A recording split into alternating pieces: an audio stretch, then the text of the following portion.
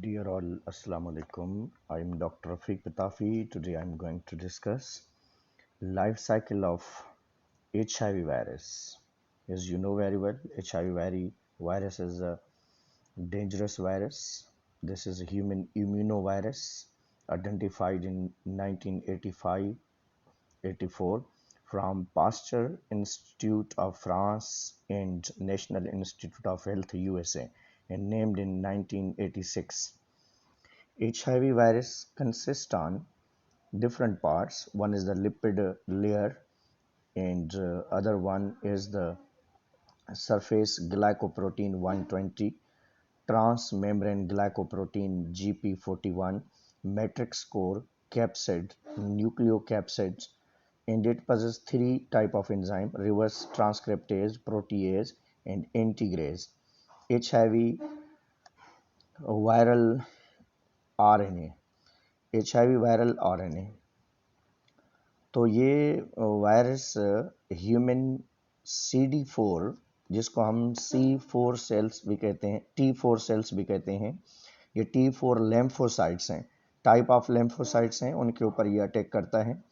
और ये हमारी बॉडी के अंदर जो T4 सेल्स होते हैं या CD4 सेल्स होते हैं, ये हमारी बॉडी के अंदर इंडिकेटर्स होते हैं, या आप कह सकते हैं कि रडार सिस्टम का काम करते हैं। जब भी हमारी बॉडी के अंदर कोई प्रॉब्लम होता है या वायरल इन्फेक्शन होता है तो उसको जो है ये जो है करते हैं। तो ये वायरस जो अटैच होता है हमारी बॉडी के साथ T4 सेल्स के साथ, ये स्पेशली जो इसकी अटैचमेंट होती है bye the help of GP120 protein जो हमने पढ़ा अभी उसके साथ, और फिर उसके बाद GP41 प्रोटीन जो है वो उसको हेल्प करता है फ्यूजन के लिहाज से। GP जिसको हम ग्लाइकोप्रोटीन 120 कहते हैं, ट्रांसमिशन मेम्ब्रेन GP41 के साथ प्रेजेंट होता है। तो ये वायरस फ्यूजन के लिए GP41 को यूज़ करता है, अटैचमेंट के लिए GP120 को यूज़ करता है। और इसी तरीके से जब इसकी अटैचमेंट हो जाती है तो HIV वायरस अपने बैरूनी जो लिपिड लेयर है उसको बाहर रख देता है। बाकी जो अंदरूनी पार्ट्स हैं, अंदरूनी पार्ट्स उसके जो बच जाते हैं, मीन्स होल जो है उसका या शेल जो है या आउटर कवरिंग जो है, दैट रिमेन आउटसाइड। और उस आउटसाइड रिमेन होने के बाद बाकी जो अंदर बच जाता है, this is the matrix and capsid. और इंटरनली आपको RNA नज़र आ रहा है, और उसके बाद इसके अंदर तीन टाइप के एंजाइम्स भी आपको नजर आ रहे हैं, क्योंकि मैंने आपको बताया था कि एंजाइम्स थ्री टाइप के पाए जाते हैं। One is the reverse transcriptase, integrase और प्रोटीएज। इनको भी मैं वन बाय वन डिस्कस करूंगा, क्योंकि अंदर हम देखेंगे जब ये वर्क करेंगे तीनों एंजाइम्स तो ये कैप्सिड इसका डीजेनरेट हो जाता है। और ये एक वायलेट कलर में एक नज़र आ रहा है, और दूसरा जो आपको नज़र आ रहा है इसमें ग्रीन कलर में, और तीसरा आपको RNA के साथ अटैच्ड ये एंजाइम्स हैं। ये एंजाइम्स हैं, इनके वन बाय वन आपको नाम भी बताता जाऊंगा। One is the reverse transcriptase enzyme that is attach with the RNA of HIV के साथ ये अटैच्ड है। और ये अटैचमेंट के बाद रिवर्स ट्रांसक्रिप्टेज एंजाइम की मदद से क्या होता है, रिवर्स ट्रांसक्रिप्शन का प्रोसेस होता है। रिवर्स ट्रांसक्रिप्शन मतलब DNA की फॉर्मेशन होती है RNA से, RNA DNA में कन्वर्ट होता है, क्योंकि RNA is a retro virus, HIV virus is a retro virus. और जो रिट्रो वायरसेस होते हैं वो अपने रिवर्स ट्रांसक्रिप्शन के प्रोसेस को प्रोसीड करते हैं। ये आप देखें, रिवर्स ट्रांसक्रिप्शन को भी आप देख सकते हैं इस जगह पे कि ये जो रिवर्स ट्रांसक्रिप्टेज है ये RNA में से सिंगल स्ट्रैंड DNA, SSDNA का मतलब है सिंगल स्ट्रैंडेड DNA बन रहा है। अब ये सिंगल स्ट्रैंडेड DNA जो है, ये सिंगल स्ट्रैंडेड DNA जो है अब डबल स्ट्रैंडेड DNA में कन्वर्ट होगा, क्योंकि you know very well single stranded DNA is nothing, क्योंकि सिंगल स्ट्रैंडेड DNA वर्क भी नहीं कर पाता प्रॉपरली। उसको अगर किसी यूकारियोटिक सेल के साथ ऐड करना चाहते हैं तो उसको डबल स्ट्रैंड बनाना जरूरी होता है। ये सिंगल स्ट्रैंडेड DNA जो होता है इसको हम कंप्लीमेंट्री DNA भी कह रहे होते हैं। अब ये कंप्लीमेंट्री DNA का एक और DNA बन रहा है, this is by the help of duplication. इसमें से डबल स्ट्रैंडेड DNA बनता है, और इसको आप कह सकते हैं कि DNA रिप्लिकेशन हुई है। मीन्स एक DNA का स्ट्रैंड आपके पास अवेलेबल था और उसका दूसरा DNA का स्ट्रैंड बना है। जो एक डीएनए का स्ट्रैंड था उसमें से दूसरा डीएनए का स्ट्रैंड बना है, तो double stranded DNA.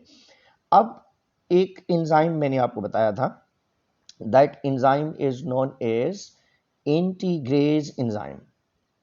Green colour का जो आएगा, ग्रीनिश कलर वाला जो है इंटीग्रेज एंजाइम, ये ब्रेक करेगा, होस्ट डीएनए को ब्रेक करेगा, अपनी स्पेस बनाएगा।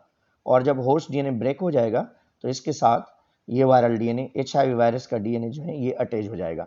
अब ये एचआईवी वायरल डीएनए जब अटैच हो जाएगा, अब इसको आप कह सकते हैं कि ये प्रो वायरस है, क्योंकि वायरस वाला डीएनए इसके अंदर मौजूद है।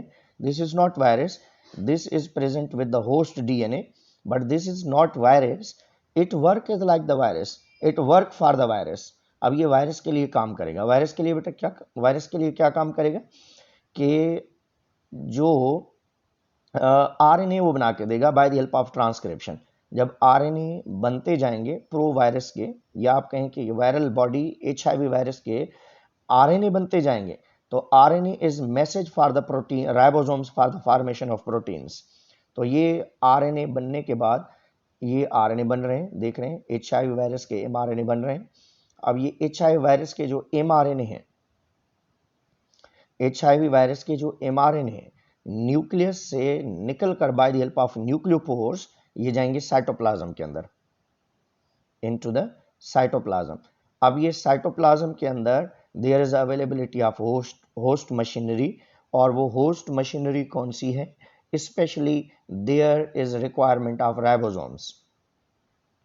अब ये राइबोसोम्स इस एमआरएनए को प्रोटीन सिंथेसिस की मदद से प्रोटीन्स बनाते जाएंगे, और इसी तरीके से पॉलीपेप्टाइड चेन्स बनेंगी, और नंबर ऑफ पॉलीपेप्टाइड चेन्स बनते जाएंगे। और इसी तरीके से कंटिन्यूअसली जब पॉलीपेप्टाइड चेन बन जाएंगे तो एक और तीसरा एंजाइम जो वायलेट कलर का था, जो है इंडिगो कलर भी इसको आप कह सकते हैं, ये क्या कर रहा है, ये कलर हमने ऐसे ही आइडेंटिफाई किए हैं, कोई ऐसे नेचुरल कलर नहीं है ये इनके।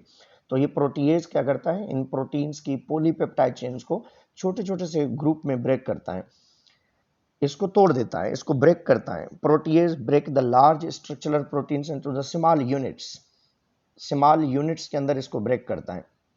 स्मॉल यूनिट्स के अंदर ब्रेक करने का मेन मतलब ये होता है कि छोटे छोटे से पार्ट्स में ब्रेक हो, ताकि ये वायरस की बॉडी के साथ या वायरस की बॉडी को बनाने में जो है आसानी हो, और प्रॉपरली इसको हम डेवलप कर सकें। तो bye the help of protease, protease की मदद से इन प्रोटीन्स को छोटे छोटे से पीसेस में ब्रेक किया जाएगा। जब प्रोटीन्स छोटे छोटे से पीसेस में ब्रेक हो जाएंगे, यू कैन सी हियर, बिल्कुल छोटे से पीस हैं ये। अब ये छोटे छोटे से पीस जब ब्रेक हो जाएंगे ये, तो अब ये at once by the help of host machinery तमाम वायरल पार्ट्स जो हैं, एचआईवी वायरस के तमाम जो पार्ट्स हैं वो आपस में अटैच हो जाएंगे। जब वायरस के तमाम पार्ट्स आपस में अटैच हो जाएंगे तो एक वायरस बन जाएगा, जिसके बाहर कैप्सिड भी होगा, अंदर जेनेटिकल मटेरियल भी होगा, आरएनए जो इसका जेनेटिकल मटेरियल है। और फिर उसके बाद जब ये रिलीज आउट होगा, इसमें कमाल की बात ये है कि जब CD4 या T4 सेल से बाहर निकलेगा, तो ये T4 सेल के मेम्ब्रेन का, सेल मेम्ब्रेन का ये थोड़ा सा पार्ट लेकर अपने आप को कवर कर देगा, ताकि ये उस CD4 सेल को या T4 सेल को भी नॉन फंक्शनल बना दे। और जब साइटोप्लाज्म के अंदर, इसके अंदर ब्लड के अंदर मूव करे, तो दूसरे आपके बॉडी सेल्स जो है उसको आइडेंटिफाई भी नहीं कर पाए कि भाई ये आपकी बॉडी का सेल है या जो है एचआईवी वायरस है। तो एचआईवी वायरस क्या करता है, भेष बदलता है। मीन्स भेष बदलने का मतलब ये होता है कि CD4 सेल के बैरोनी कवरिंग को अपनी बॉडी के अंदर कवरिंग में ले लेता है, मीन्स मेम्ब्रेन को कवरिंग में ले लेता है, जिसकी वजह से CD4 भी काम का नहीं रहता, उसकी साइज छोटी हो जाती है। और एचआईवी वायरस अपने बाहर इस टाइप के मटेरियल को लेने की वजह से भेष बदलता है, ताकि आपको भी पता न चले कि आपकी बॉडी के अंदर कोई वायरस मौजूद है। So thank you very much. और इसी तरीके से ये एचआईवी वायरस खतरनाक है, और कीप वाचिंग, थैंक्स।